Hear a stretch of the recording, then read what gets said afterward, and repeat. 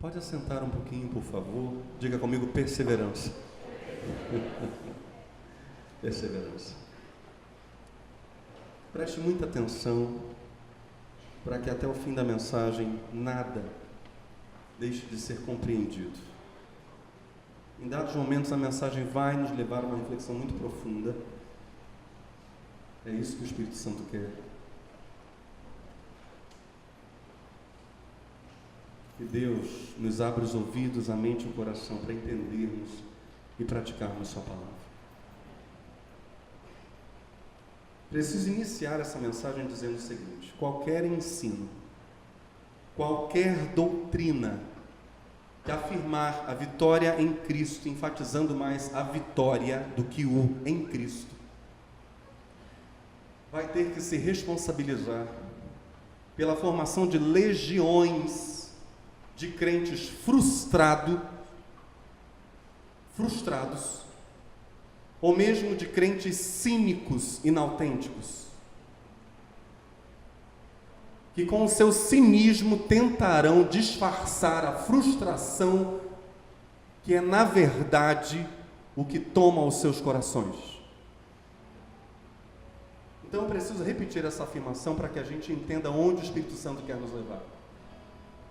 Qualquer ensino, qualquer, não importa de onde venha, qualquer doutrina que afirmar a vitória em Cristo, enfatizando mais a vitória do que o em Cristo, terá que se responsabilizar pela formação de legiões de crentes frustrados, ou no mínimo cínicos, inautênticos, que vão viver um arremedo de fé, um disfarce, para ocultar a sua frustração contínua.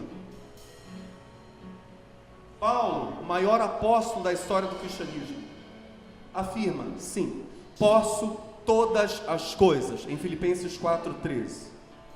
E nesse mesmo verso ele encerra a oração dizendo, em Cristo que me fortalece. Posso todas as coisas, diz Paulo, em Cristo. Não é em mim, não é nisto, não é naquilo, não é nesta ou naquela convicção, é em Cristo que eu posso todas as coisas. Em 2 Coríntios capítulo 4, verso 6, Paulo afirma sobre essa irradiação da grande luz que é o Evangelho. Quantos creem nisso? Sobre o triunfo da mensagem do Evangelho de Jesus Cristo, Paulo afirma as seguintes palavras: Deus, que disse que das trevas resplandecesse a luz, é quem resplandeceu em nossos corações, para a iluminação do conhecimento da glória de Deus na face de Jesus Cristo.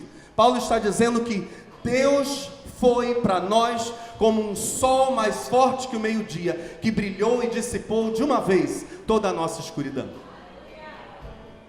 Mas no verso 7, Paulo conclui o pensamento nessa sequência, e nós poderíamos dizer que esses dois versos de 2 Coríntios 4 constituem um único parágrafo. No verso 7, Paulo diz o seguinte: temos, porém, este tesouro em vasos de barro, para que a excelência do poder seja de Deus e não de nós. Olha para o seu vizinho, por favor, e diga: prazer, vaso de barro.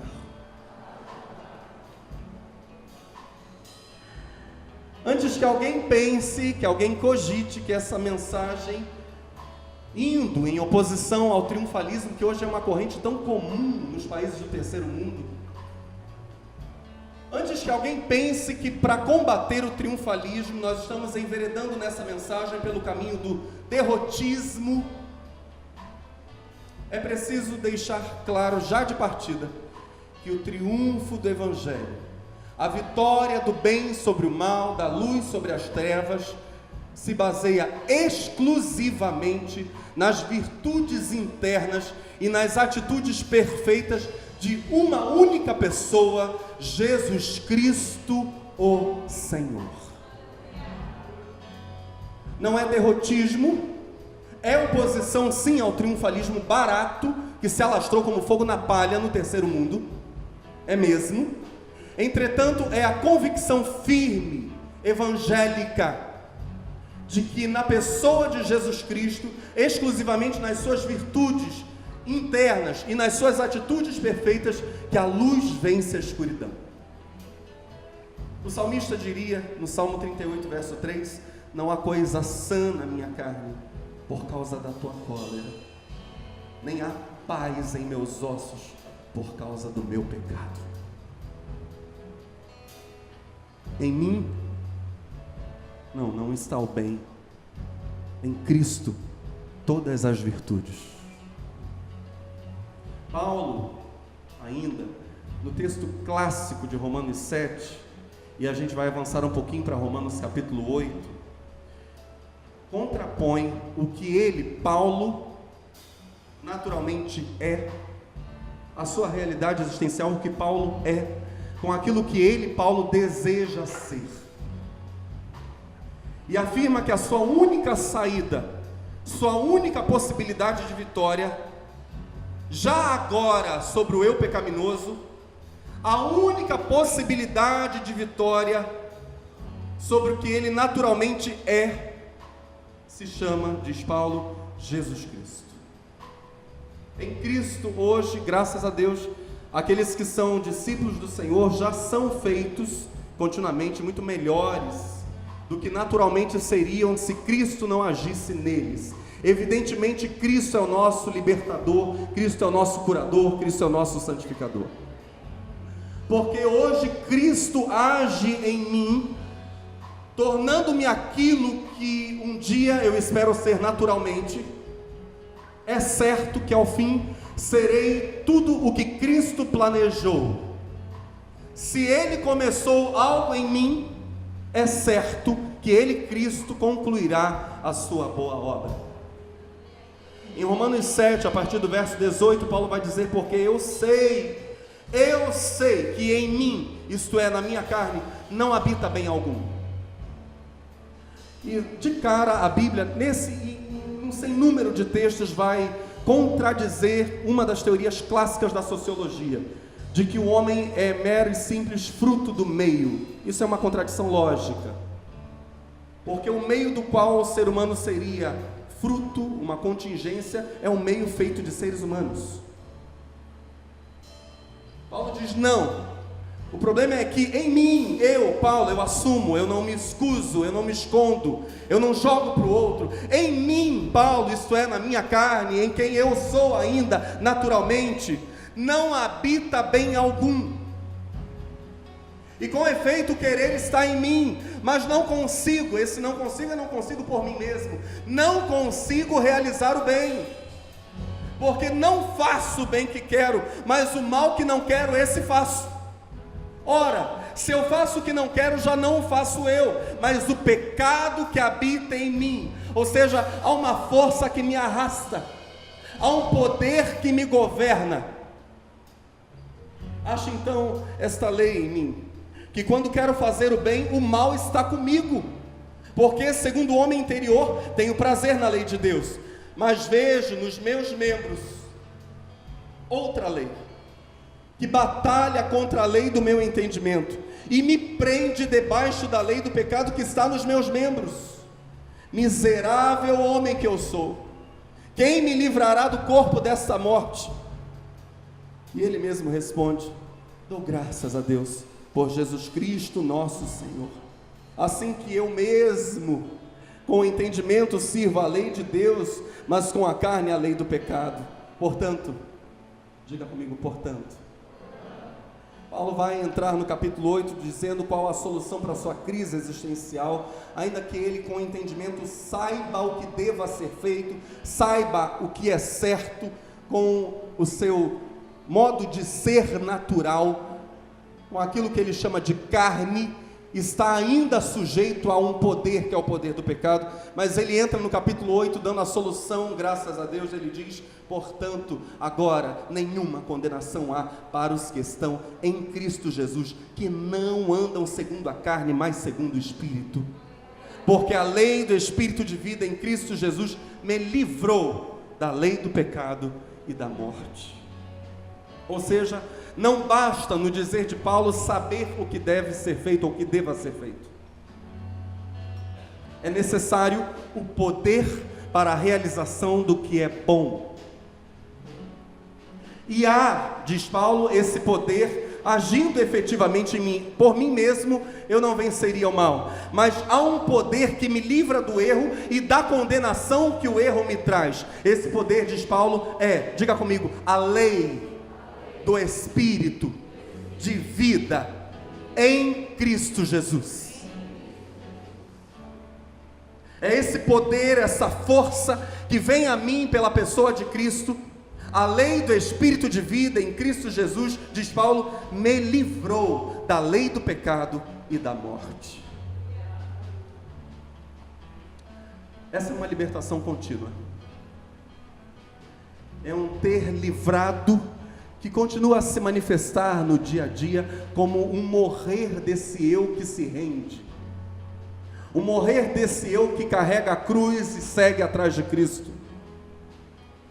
É um fluxo contínuo de vida, aniquilando diariamente a força do pecado que age naturalmente em mim. Ele é natural a mim. Ele é meu constituinte desde que nossos pais comeram do fruto da árvore do conhecimento bem e mal. O mal passou a ser constituinte do homem e da raça humana. Nas primeiras páginas de uma obra extraordinária, como todas são, do nosso querido C.S. Lewis, intitulada Cartas de um Diabo a seu Aprendiz, um demônio experiente chamado Fitafuso orienta seu sobrinho, um aprendiz de diabo chamado Vermebili, a como fazer com que um novo convertido seja recuperado para o reino das trevas. Uma pessoa tinha se entregue a Cristo, e Fitafuso vai aconselhar o novo diabo, Vermebili, a como resgatar a pessoa para as trevas.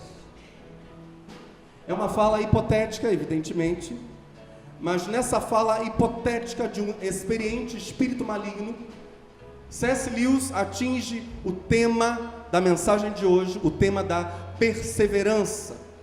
E mais precisamente, C.S. Lewis nos conduz a um dos poderosos benefícios da perseverança.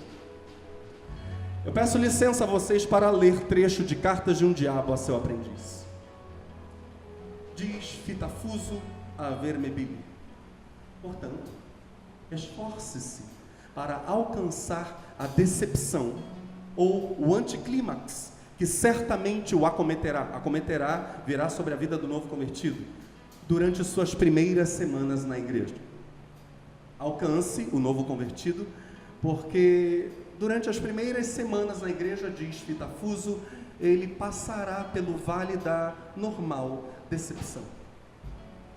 O inimigo, no caso Deus, o inimigo permite que essa decepção aconteça no limiar de todo empreendimento humano. Ela acontece quando o menino que ficava encantado no maternal com as histórias da Odisseia começa a estudar seriamente a língua grega. Acontece quando os recém-casados dão início à missão de aprender a viver juntos, quando deixa de ser lua de mel para ser o exercício desafiador da vida a dois. Em todas as instâncias da vida, diz Fitafuso, essa decepção marca a transição da aspiração sonhadora para a ação laboriosa, o trabalho, o esforço perseverante. O inimigo, no caso Deus, prefere assumir esse risco, porque ele tem essa fantasia absurda de transformar todos esses repugnantes vermezinhos humanos naquilo que chama de seus servos e adoradores livres. Filhos é a palavra que utiliza, com seu gosto particular pela degradação, diz Fitafuso, de todo o mundo espiritual através das ligações anormais com os animais bípedes.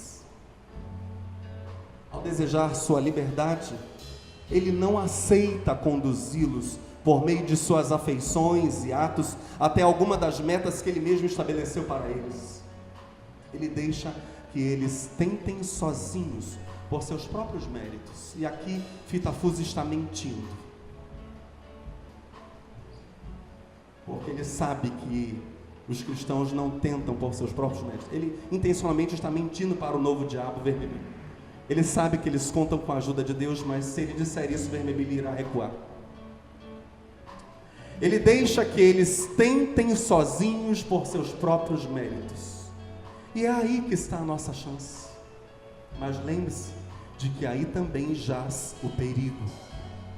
Se conseguirem atravessar essa aridez inicial, essa secura, esse deserto com sucesso, eles se tornarão bem menos dependentes das emoções e assim bem mais difíceis de se tentar.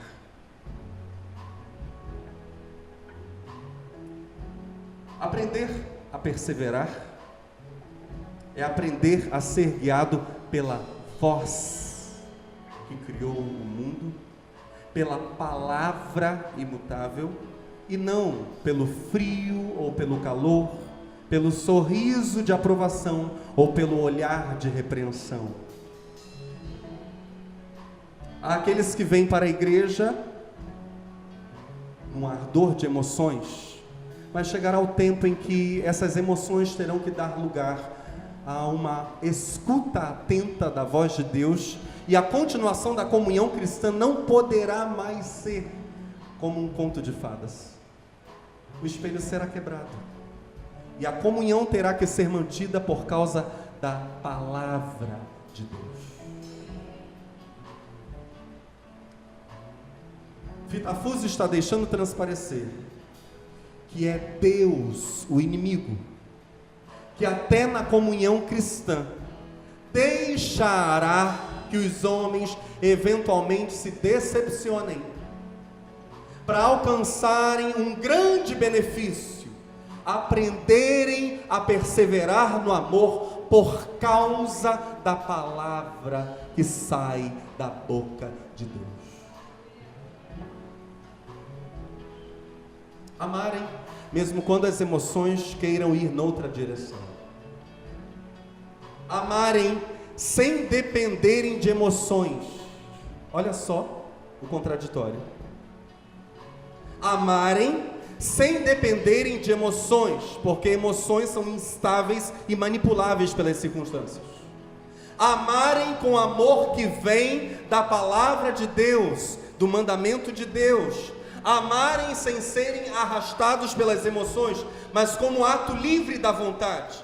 Amarem os irmãos por amarem a Deus. É uma decisão. Estamos juntos? Se C.S. Lewis fala sobre perseverar na comunhão cristã, sobre perseverar em amar, São João da Cruz, considerado um dos maiores escritores da língua espanhola de todos os tempos, ele, um homem dado à devoção, na sua belíssima obra-prima chamada Noite Escura, é um dos meus livros de cabeceira. São João da Cruz nos fala de dois outros tipos de perseverança. Eu gostaria de ler espaçado, então, um primeiro trecho, nós vamos entender o primeiro trecho, depois entrarmos no segundo trecho, entendermos o segundo trecho e caminharmos para o término da mensagem. Gostaria de ler São João da Cruz, a respeito da preguiça espiritual. Os principiantes, aqueles que estão começando a buscar a Deus, os principiantes são tomados muitas vezes de tédio nas coisas que são mais espirituais. E delas procuram fugir, por não encontrarem aí consolações sensíveis. Por vezes as coisas mais espirituais no caminho de um relacionamento real com Deus são coisas que não mexem tanto com os nossos 5 sentidos naturais. É caminhar para a esfera da fé e não para a esfera mera e simples de emoções, de sensações, não é isso. Volto para São João da Cruz. Delas procuram fugir, por não encontrarem aí consolações sensíveis. Como estão presos ao gosto sensível nos exercícios espirituais, sensível aqui das sensações. Eles querem sentir coisas. Em lhes faltando esse gosto, tudo lhes causa fastio, tudo gera cansaço, tudo se torna chato. Chato é a palavra mais adequada para os nossos contextos atuais. Quando alguma vez não encontram na oração aquele sabor que o seu apetite desejava, porque enfim convém sejam privados de tais consolações por Deus, que deste modo os quer provar, não querem mais voltar a ela, deixam a oração de lado, chegam mesmo a abandonar a oração ou a fazê-la de má vontade. A oração passa a ser um fardo, uma coisa penosa, chata. Esta preguiça leva os principiantes a deixarem atrás o caminho de perfeição, que consiste na abnegação da própria vontade e gosto por amor de Deus. Deixam atrás o caminho de perfeição para buscarem o gosto e o sabor do que lhes agrada, e assim, olha só, procuram satisfazer mais a sua vontade que a de Deus. E confundem seus prazeres, seus gostos, com a boa vontade de Deus.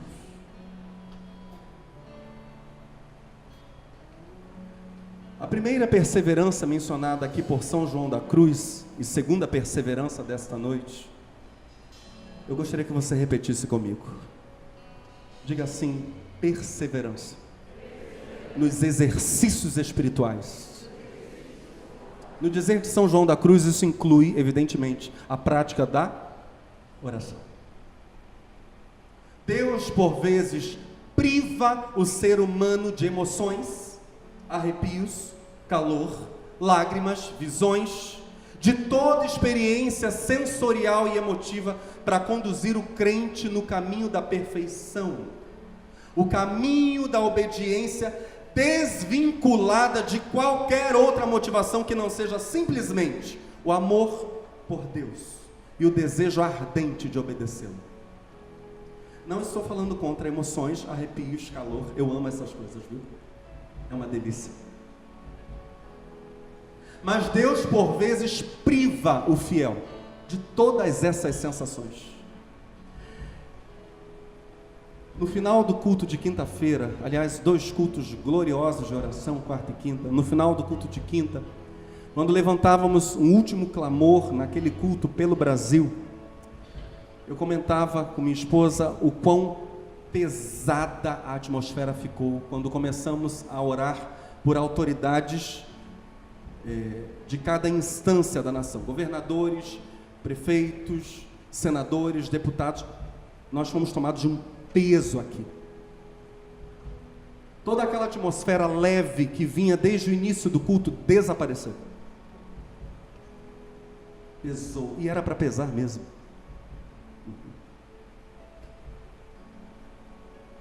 Deus por vezes tirará as sensações para que nós nos movamos com um único elemento: fé. Um amor desmedido pela sua palavra, uma confiança total na sua palavra, e ali nós penetramos, e ali nós mergulhamos, e ali nós somos encontrados, e ali nós somos ouvidos.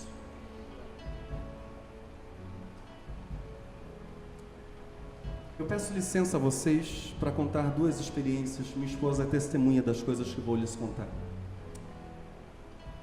Por 2 vezes muito marcantes, e aí, irmãos, vocês já conhecem essas histórias, 2 momentos muito marcantes, muito decisivos no nosso ministério, Deus se escondeu de mim e me ensinou a perseverar em oração. Deus se escondeu. Não foram os únicos momentos em que o Senhor fez isso, mas esses 2 momentos para mim são momentos decisivos da nossa vida ministerial. O primeiro deles em 1997.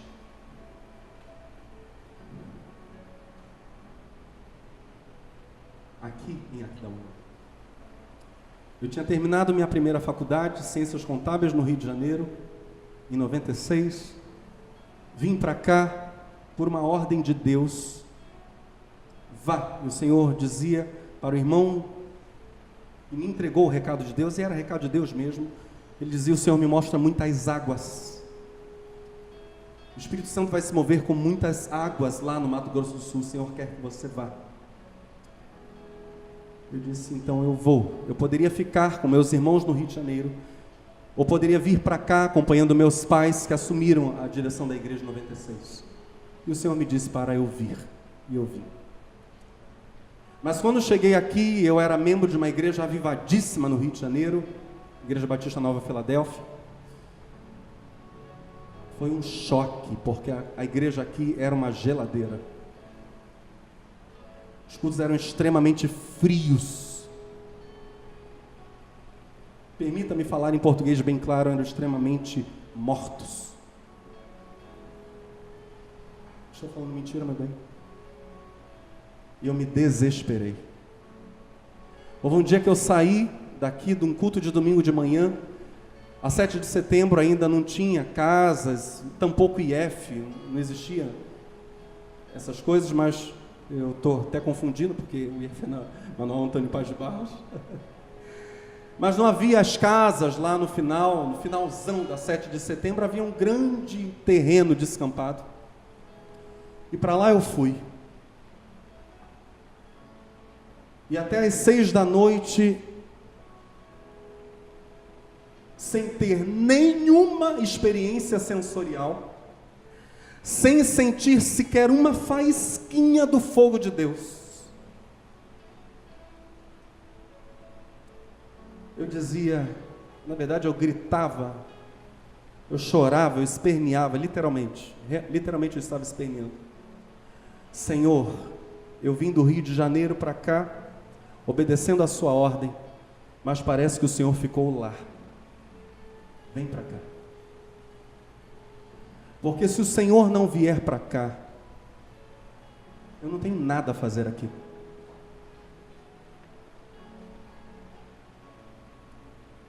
Sem a glória do Senhor, não há nada para nós, amém? Não há nada.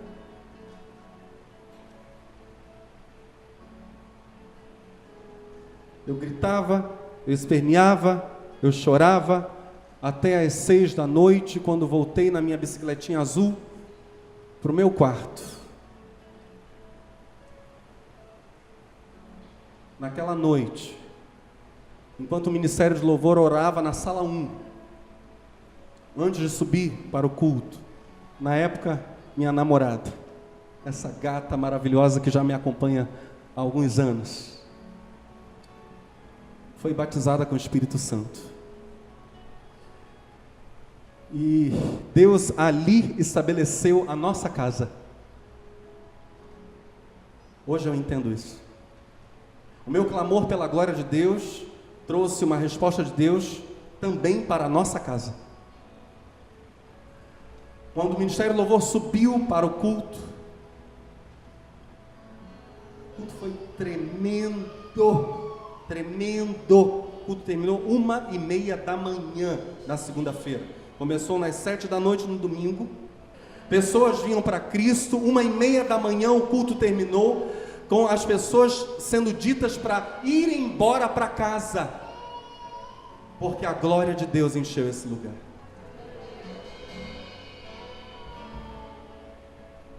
Mas tudo começou sem nenhuma sensação.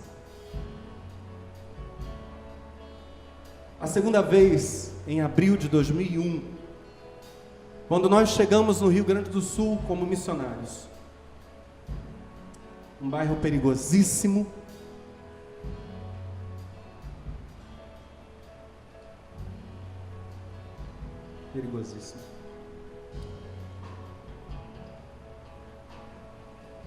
Há pessoas que vivem no mundo da fantasia, meus irmãos. Deixe-me dizer isso a vocês. E acham que sabem tudo. Isso é muito triste. Aliás, a internet tem formado legiões de ignorantes arrotando uma sabedoria inexistente.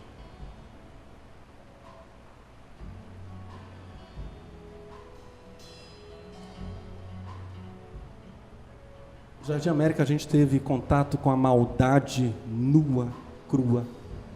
Para você ter ideia do nível da maldade, um menino, um rapaz de 16 anos, que recebeu 27 facadas e morreu, evidentemente, em quem você conseguia enfiar a mão aqui, você conseguia enfiar a mão fechada, tamanhas crateras de carne que foi tirada a facada do corpo daquele rapaz.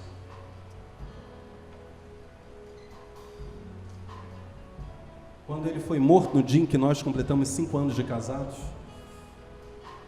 27 de março de 2004, no necrotério, quem teve que segurar o cadáver do rapaz para que o pessoal da funerária costurasse o corpo para poder pôr dentro do caixão, porque jorrava sangue para todo lado, fui eu.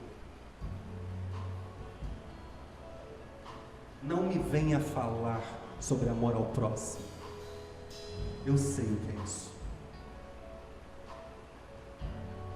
Não me venha com um discursinho de esquerda barato para dizer que as minorias precisam ser defendidas. Não venha com esse papo para cima de mim. Eu sei o que é o mal e sei o que são as minorias. O cadáver daquele rapaz, quem segurou fui eu. Olhando para o pai dele, que olhava para mim e dizia: pastor, só um tiro no meio da testa.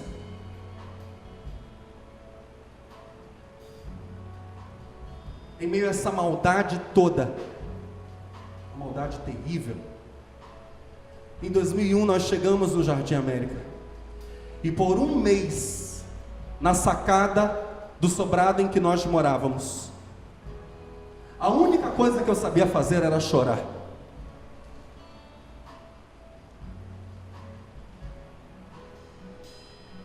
Eu chorava, chorava, chorava. À noite eu e minha esposa ouvíamos os tiros no bairro. Eu estava com a minha biblinha no chão, olhando para o bairro, não sentindo uma gotinha da glória de Deus, nada. Dessa vez, 2001, parecia que o Espírito Santo tinha ficado aqui em Aquidauana. E nós tínhamos ido para o sul, o Senhor tinha ficado aqui, e em meio àquela escuridão espessa, por um mês nós clamamos ao Senhor dizendo: vem para cá, sua glória ficou em Aquidauana, vem para cá, Senhor. Depois de um mês, o Espírito Santo veio sobre mim ali. O Senhor veio sobre a igreja. Nós começamos um trabalho de evangelização na parte mais perigosa do bairro. Fui o primeiro pastor da história do bairro a entrar onde nenhuma igreja entrava, porque você entrava vestido e saía só com roupa íntima, roubavam tudo por causa do crack. Ana e Everton estão aqui. Eu peço que eles fiquem de pé, por favor. Foram minhas ovelhas gaúchas. Alguma coisa do que eu falei aqui podem dizer para todo o auditório: é invenção? Vocês moravam, Ana morava lá no bairro. Era perigoso, Ana? Pastores entravam lá? Obrigado. A igreja não entrava lá. Deus nos fez entrar lá. A igreja entrou lá. Prostitutas, traficantes, assassinos, ladrões inveterados, feiticeiros vieram para Cristo. Em um ano, nós saímos de 10 para 176 pessoas, porque Jesus Cristo entrou no Jardim América. Depois de um mês, Deus fez uma extraordinária colheita de almas. Depois de um mês, sem nenhuma faísca de mal.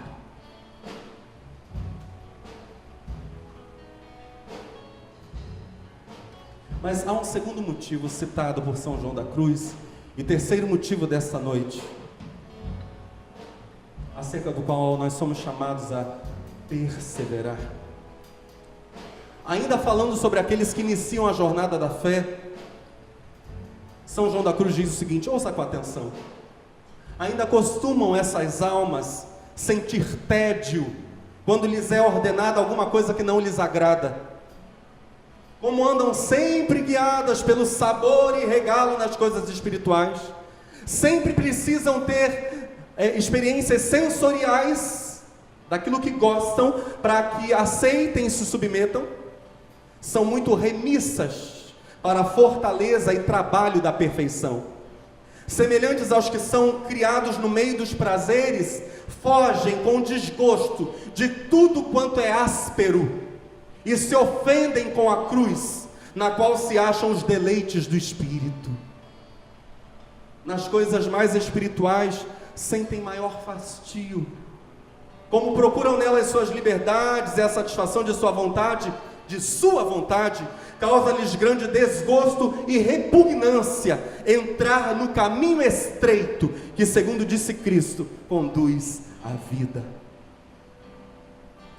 Como dito no outro trecho, eles confundem sua vontade com a vontade de Deus e negligenciam a perseverança, diga comigo, perseverança na obediência. C.S. Lewis nos leva à perseverança na comunhão. São João da Cruz, no primeiro trecho que vimos aqui, nos fala sobre a perseverança nos exercícios espirituais, nisto incluída a oração. E neste terceiro momento, São João da Cruz nos fala sobre a perseverança na obediência. E quanto à perseverança na obediência, aqueles que são faltosos nisso, não há certeza alguma de que, ao ouvirem um ensino ou uma ordem geral, e aqui eu preciso fazer uma pergunta: quantos estão entendendo que Deus está falando com cada um de nós nessa noite? Eu preciso entender essas coisas.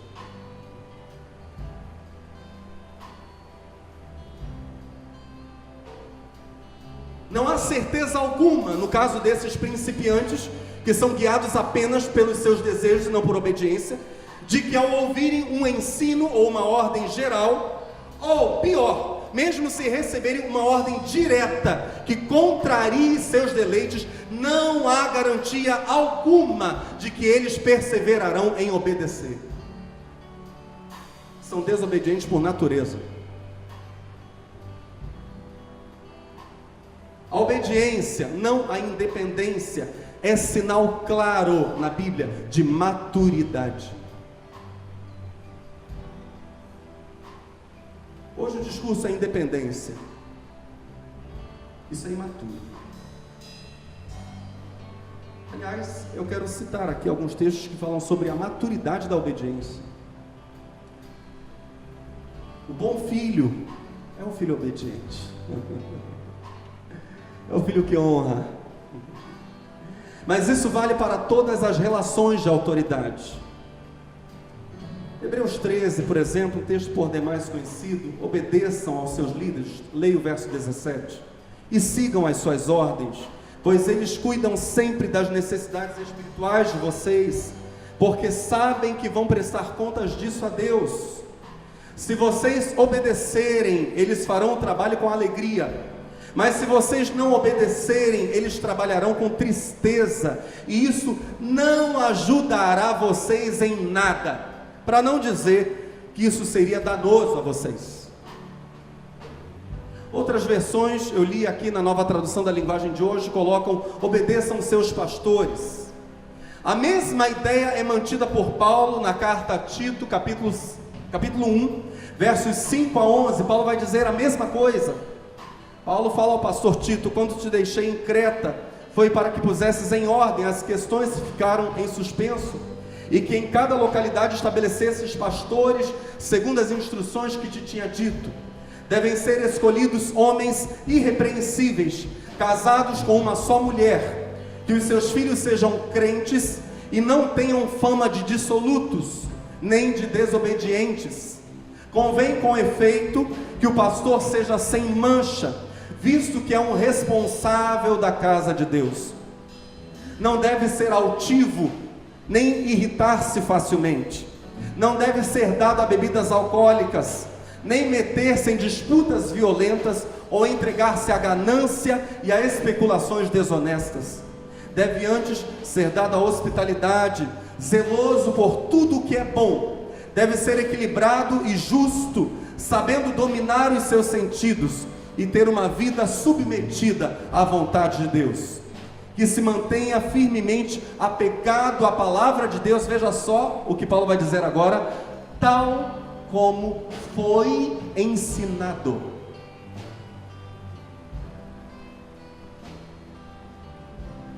Ele tem que ser alguém que zela por aquilo que aprendeu.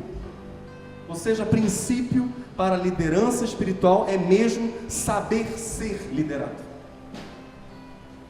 Que se mantenha firmemente apegado à palavra de Deus, tal como foi ensinado, para que se torne capaz de encorajar os outros pelo ensino da reta doutrina e ao mesmo tempo convencer os que se opõem. Porque há muitas pessoas, parece que Paulo está falando de hoje, rebeldes contra a verdadeira doutrina, gente que fala muito e consegue enganar as pessoas. Desse número fazem parte, em especial, os da circuncisão, os religiosos. É preciso fazer calar essas pessoas, pois já perturbaram famílias inteiras, ensinando o erro, e isto levadas por um desonesto interesse por dinheiro. Mercenários. No trecho final desta mensagem, nós precisamos fazer uma pergunta-chave: como alguém poderá, em lugar de ser inconstante, volúvel, sempre imaturo ou imatura, adentrar no caminho da perfeição, aprender a perseverar? Se no início desta mesma mensagem foi dito que o triunfo do Evangelho, a vitória do bem sobre o mal, da luz sobre as trevas, isso inclui a vitória da perseverança sobre a inconstância, como será possível ser constante se a perseverança baseia-se exclusivamente nas virtudes internas e nas atitudes perfeitas de uma única pessoa, Jesus Cristo, o Senhor? Como é possível ser perseverante? Precisamos dar resposta a esse problema. Qual seria ou qual será o combustível da perseverança em amar e comungar com os irmãos, da perseverança nos exercícios espirituais, incluída aí a oração, na perseverança em obediência, não ser uma pessoa rebelde por natureza? Como é possível ser perseverante? A não ser que falemos de uma contínua entrega, de uma contínua rendição ao Espírito Santo, e aqui não falo de nenhuma emoção específica. Sem isso, jamais adentraremos a senda, o caminho da perseverança. Como se submeter à doce voz? Como se submeter à palavra eterna? Como? Se não, e agora eu peço que os instrumentos cessem um pouquinho, por favor. Como ser perseverante? Se não pela contínua afirmação, contínua, da palavra sobre todas as palavras. Como, se não pela escuta atenta e repetida da palavra de Deus como porta para o caminho da fé, que não para de crescer. É muito difícil falar isso no contexto em que as pessoas estão acostumadas a não pararem para ouvir Deus.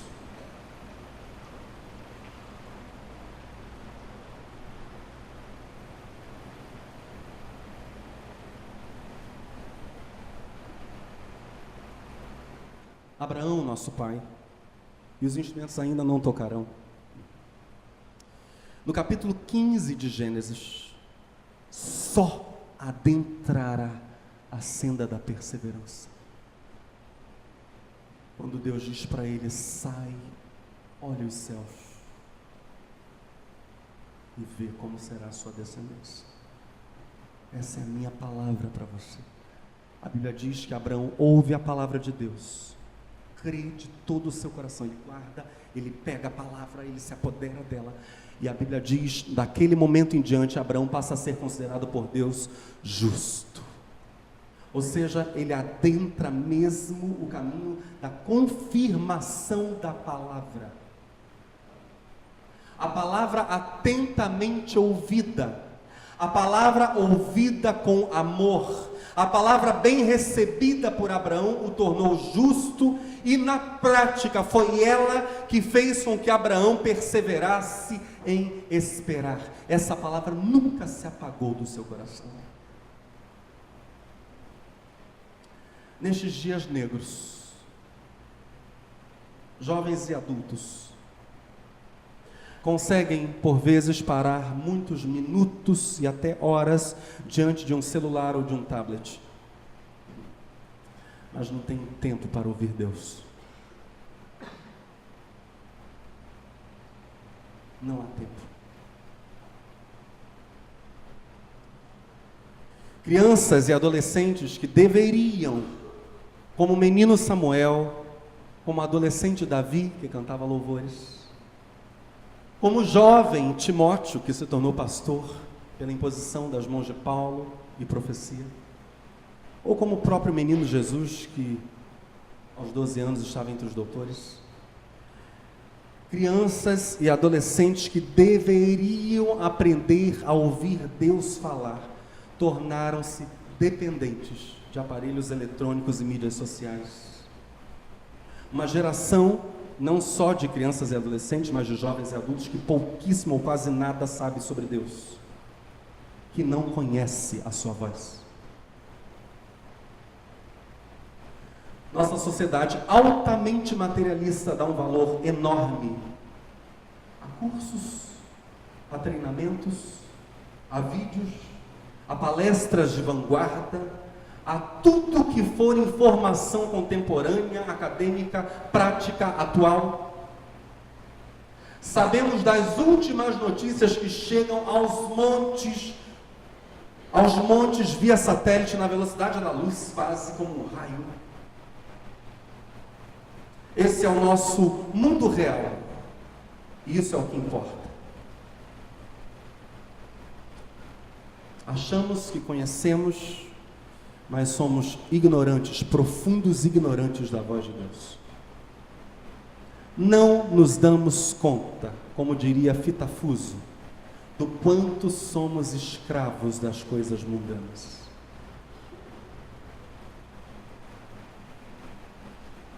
Escravos.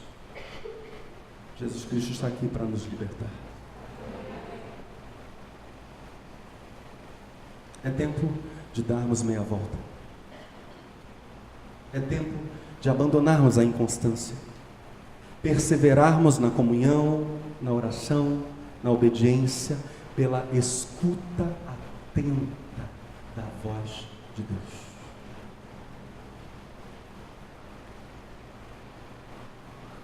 Foge das paixões da mocidade, diz Paulo. Foge. Olha para o seu irmão e diga: foge. 2 Timóteo 2:22 diz isso: foge das paixões da mocidade, foge, sai fora disso. E segue, corre atrás da justiça, da fé, do amor e da paz, com os que com um coração puro invocam o Senhor. Foge disso. O salmista, é o último texto da mensagem, no Salmo 62, verso 11, eu peço que você fique de pé, afirma algo no mínimo curioso. No mínimo, Salmo 62, verso 11. Uma vez Deus falou, 2 vezes eu ouvi que o poder pertence a Deus. A capacidade de ficar remoendo, ouvindo e ouvindo a voz do Senhor. Isso nos torna perseverantes. Isso nos torna perseverantes na comunhão, perseverantes nos exercícios espirituais, perseverantes na obediência à vontade de Deus, perseverantes. Eu fui batizado em 1984, o Ministério do Louvor já pode tomar seu lugar. São 34 anos de batismo. Tive o privilégio de nascer e crescer numa família em que semanalmente nós parávamos para meditar na palavra de Deus. Todos meditávamos juntos na palavra de Deus, era o culto doméstico. Hoje nossa família faz isso de uma outra forma, e eu quero aconselhar você a seguir esse exemplo. Quando terminar esse culto e nós formos para casa, a nossa família vai se reunir à mesa para comer, ou se reunir num local de lanches para comermos juntos. Como nada disso está combinado, eu vou até pedir para um dos meus filhos dizer o que seria feito no exato momento em que nós nos acomodássemos. Vitória? A partir de menor para maior, cada um ia citar um ponto que mais tivesse chamado a atenção ou trocado de forma especial da mensagem. É exatamente isso que vai acontecer quando nós saímos aqui. Uma vez Deus falou, 2 vezes eu ouvi quando Ele falou, e depois eu fiquei ouvindo, e remoendo, digerindo, e repassando, e dizendo, Senhor, eu quero avivamento. Eu quero viver a Tua palavra, eu não quero ser aquele ouvinte de mercador. A palavra de Deus entra aqui, às vezes eu nem honro a palavra como palavra de Deus, às vezes eu trato a palavra de Deus como palavra do homem, isso é terrível, mas às vezes eu ouço a palavra, entendo que é a palavra de Deus, mas essa palavra não enraiza. Isso nos faz lembrar uma história que Jesus nos contou sobre um tal de semeador. E lá foram as sementes lançadas pelo semeador, e as aves dos céus vieram e comeram, porque a palavra não chegou a penetrar no coração. Ao sair daqui, digira a palavra de Deus. Seja bom ouvinte da palavra do Senhor. Seja isso. E juntos, perseveremos em buscar ao Senhor. Se tiver dúvidas sobre a veracidade desses dias em que pouco se ouve Deus, compute quantos minutos no dia se para as mídias sociais.